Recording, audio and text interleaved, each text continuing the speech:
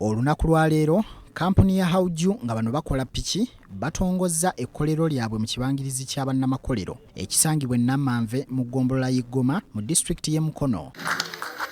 William Byamugisha okuva mu Ministry y'ebyobusuubuzi agamba nti gavumenti etandise okutuukiriza ebigendererwa byayo eby'okutandikawo amakolero agagenda okuyambako mu kumalawo ebbula ly'emirimu mu ggwanga. Tulaba enkulaakulana ejja kati eno kampani emaze emyaka 12 ng'eri wano naye batandika nga bali basuubuzi naye kati bagenze bakola ki bakyusa ne bafuuka bannamakolero so ekyo kituzaamu nnyo amaanyi okulaba nga bannamakolero bali wano naffe abantu baffe bayigirako.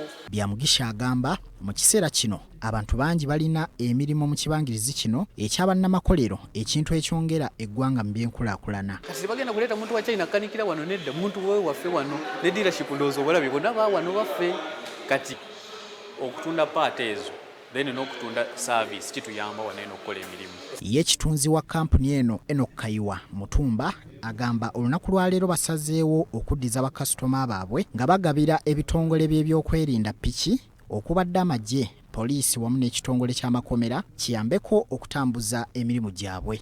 Era mu kuddiza eri bannansi n'okulaba nti eggwanga litambula nga lirimu emirembe kyenvudde mulaba nga tuwaayo epikipiki ezigenze mu bannaffe abawazalendo saako okusobola okulaba nti embeera za bannaffe bamukwatamundu zibeera nnungi mu byenfuna. Ye omwogezi wa poliisi owa Kampala n'emiriraano Patrick Onyango nga naye ofiisi ye efunye piki agamba kampuni eno egenda kuyambako okulwanyisa obuzzi bw'emisango mu bavubuka.